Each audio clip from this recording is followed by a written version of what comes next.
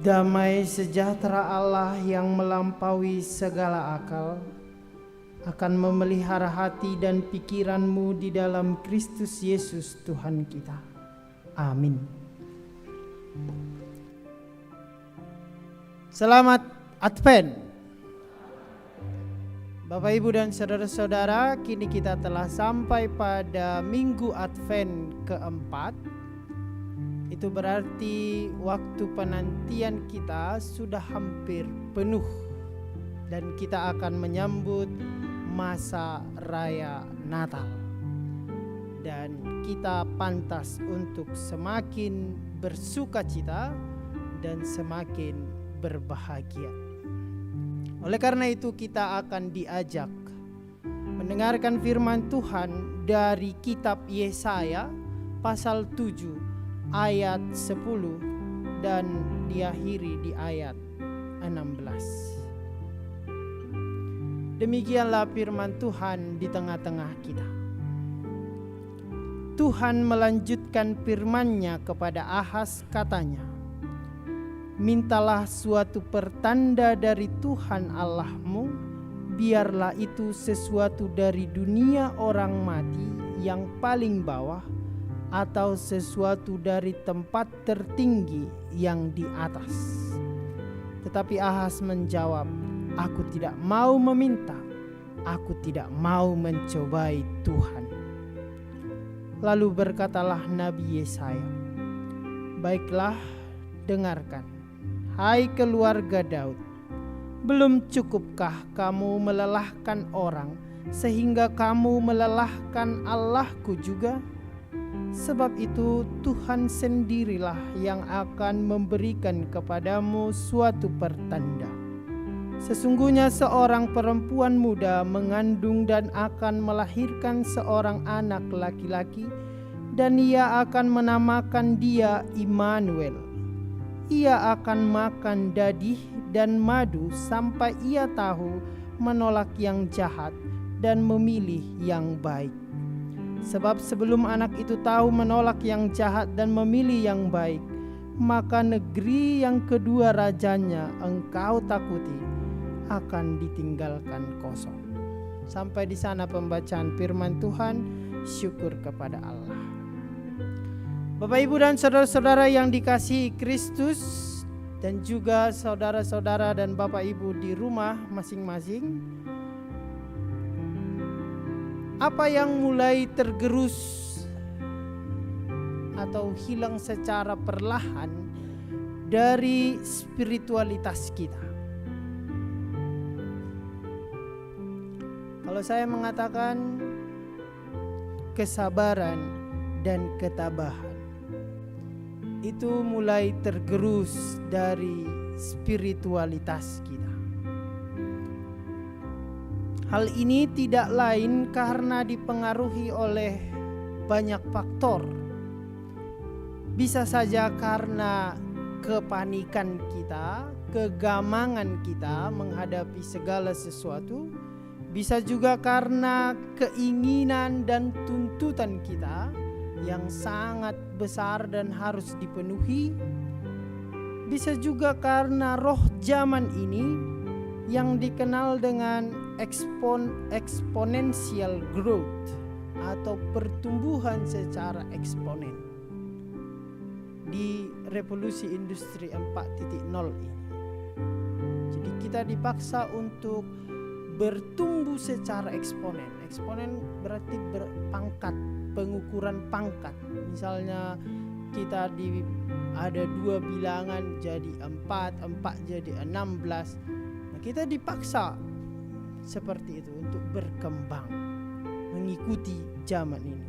Dan itu berpengaruh juga, perubahan yang super cepat melejit itu berpengaruh juga ternyata kepada spiritualitas kita. Itulah mengapa kita temukan sekarang ini orang begitu tergesa-gesa, beribadah tergesa-gesa, duduk di kursi pun tergesa-gesa. Kapan khotbah ini selesai? Saya mau arisan loh, saya mau ini loh. Kita butuh yang cepat.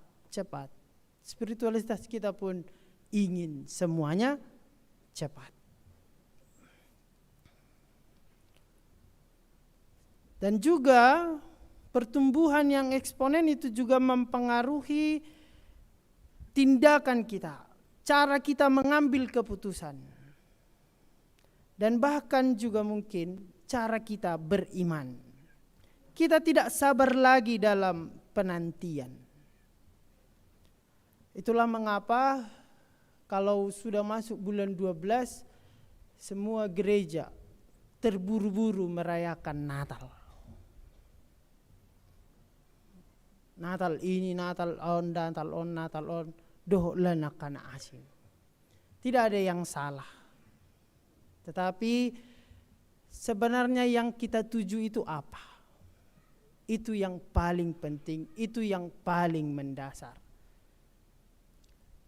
Apakah di sini pernah merayakan ulang tahun itu harinya sebelum harinya? Ada yang mau begitu? Atau adakah di sini saudara-saudara yang menginginkan lahir secara prematur? Tentu tidak ada. Tetapi kita sekarang sedang membuat Yesus lahir secara prematur. Dan kita merayakan hari yang sudah ditetapkan sebelumnya. Sebenarnya tidak ada masalah karena ini hanya perayaan. Tetapi kalau itu adalah Anda sendiri, apakah Anda bersedia ketika Anda ulang tahun tanggal 30 lalu kita rayakan di tanggal 1 Desember? Bersedia? Nah, itulah kehebohan kita sekarang ini, bahwa kita dipaksa untuk cepat melejit, tahu-tahunya kita tidak dapat apa-apa. Begitu banyak rangkaian Natal yang kita ikuti, maknanya menurut kita hanya makna makanan Natal gitu. Makannya aja ya sebenarnya. Itulah mengapa Joas Adi Prasetya menawarkan istilah a spirituality of slowing down. Sebuah spiritualitas yang melambat. Marilah kita juga menjadi antitesis itu. Bukan berarti kita tidak mengikuti zaman, tetapi spiritualitas kita itu perlu untuk melambat. Sehingga masa Advent yang ada 4 minggu itu bisa kita nikmati, bisa kita renungkan, tidak terburu-buru. Karena setiap hal yang terburu-buru, terbirit-birit, hasilnya akan chaos, saling menyalahkan, dan bukan lagi Natal yang damai. Habis acara Natal yang diomongnya adalah kesalahan itu. Lah siapa suruh terburu-buru? Inilah Advent, diberi masa mempersiapkan. Sehingga seharusnya Natal itu hanya satu saja, tapi dia menyentuh semua aspek kehidupan kita. Itu yang kita butuhkan. Bukan kuantitas seperti pertumbuhan eksponen tadi, tetapi bagaimana kita tersentuh, terenyuh, dan menghayati kelahiran Tuhan itu adalah di tempat yang syahdu, yang sunyi. Dan di sana kita bisa merasakan penyertaan Tuhan. Seperti pada teks kita hari ini, Raja Ahaz panik, Raja Ahaz gemetar, Raja Ahaz takut karena raja-raja di sekitarnya sedang dalam ancang-ancang menyerang, merebut Yerusalem. Pada ayat 1 dan 2 kita bisa membaca konteksnya, atau bahkan dalam 2 Raja-Raja pasal 16, di situ jelas kehidupan atau kepemimpinan Raja Ahaz itu. Bahwa Raja Ahaz itu punya Allah yang lain. Tuhan berfirman melalui Nabi Yesaya agar Ahaz meminta tanda dari Tuhan. Baik dari Seol, dunia orang mati, ataupun Syamaim dari langit. Tetapi Ahaz menolaknya.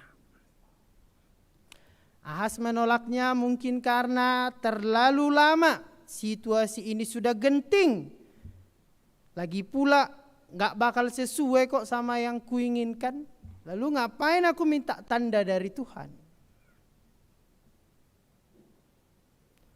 Namun di balik itu Allah akan selalu mengatakan, tenang,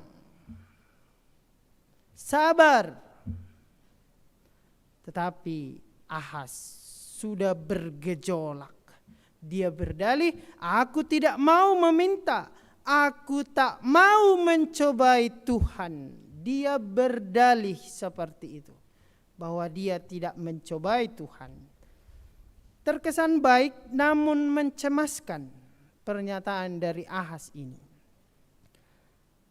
Justru Ahaz sedang meragukan Tuhan, dan mungkin dan memang benar ada Tuhan dan tuan yang lain. Ternyata Ahaz ini adalah orang yang mengorbankan anaknya untuk ilah yang lain. Selain itu, Ahaz ini juga ternyata lebih memilih berlindung ke Asyur.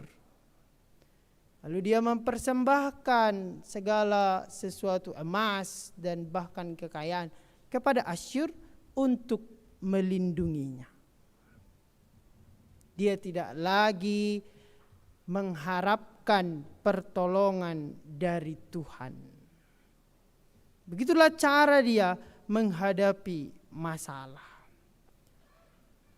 Tetapi Yesaya mengatakan pada ayat 14 sampai 16, sebab itu Tuhan sendirilah yang akan memberikan kepadamu suatu pertanda. Di tengah kedegilan hati Ahaz itu, Tuhan masih mau menyertai Israel.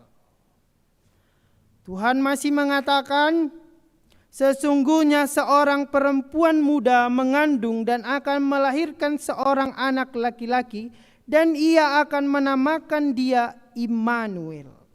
Ia akan makan dadih dan madu sampai ia tahu menolak yang jahat dan memilih yang baik. Inilah yang kita sebut sebagai bahwa Tuhan itu sebenarnya sudah punya rencana yang baik. Bahwa Tuhan itu telah mencanangkan sesuatu yang baik. Yang dibutuhkan adalah kesabaran.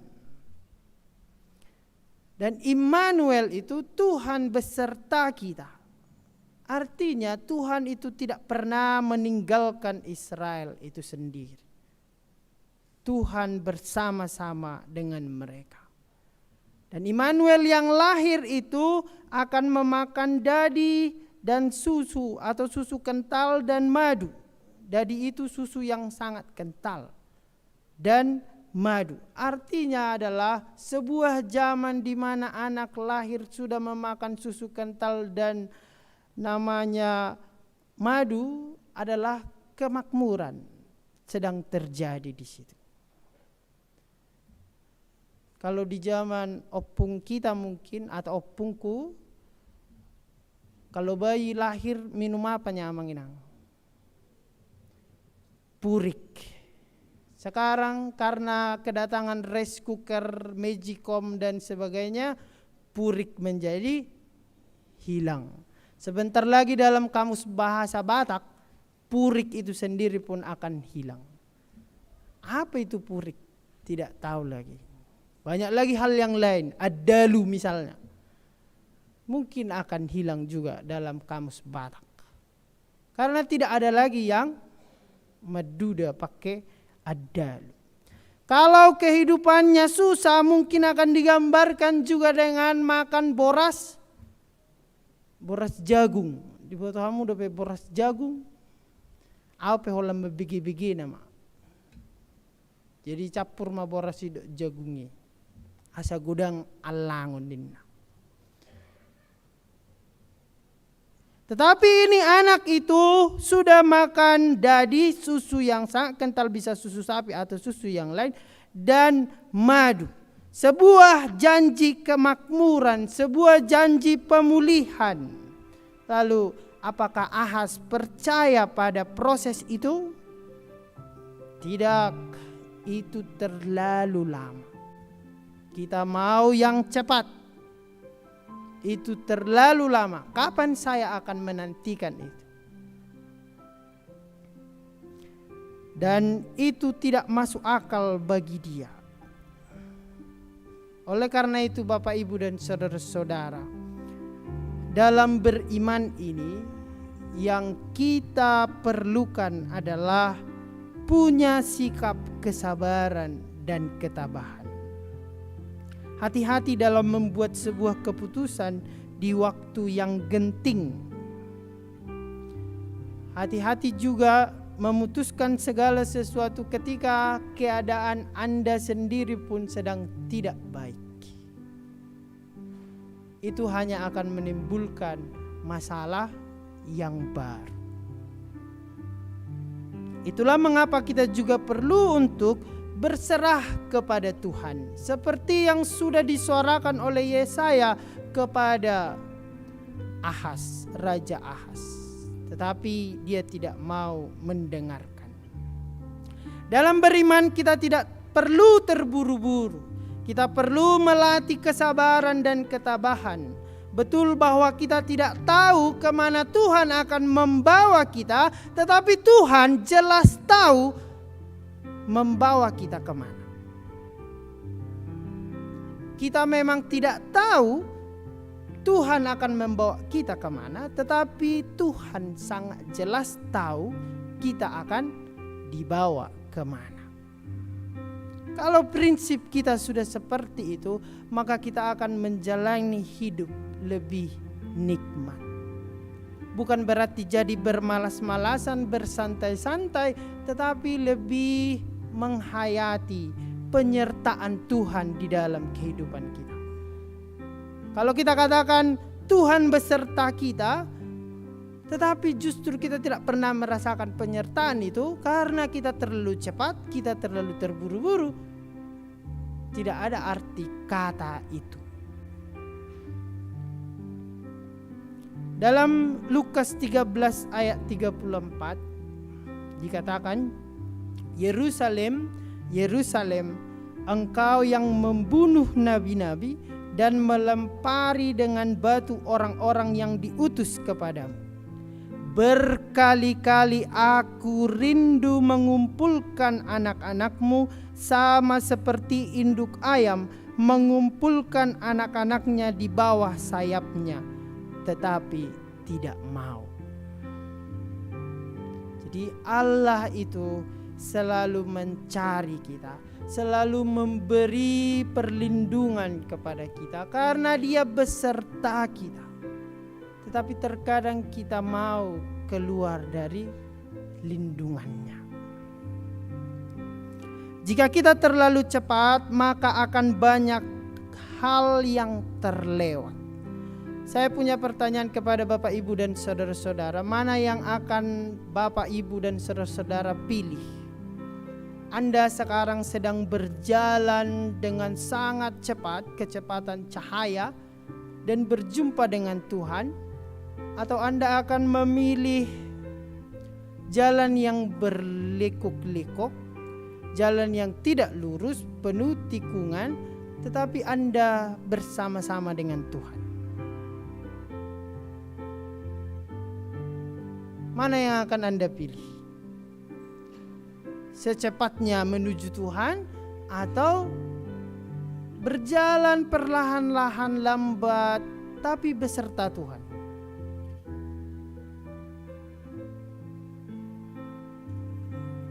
Itulah yang harus kita renungkan, sehingga kita tidak akan cepat mencari alternatif lain, lalu seolah-olah kita meninggalkan Tuhan atau bahkan menduakan, mentigakan Tuhan, Tetapi marilah kita melambat sejenak, merenung kira-kira apa kehendak Tuhan untuk kita.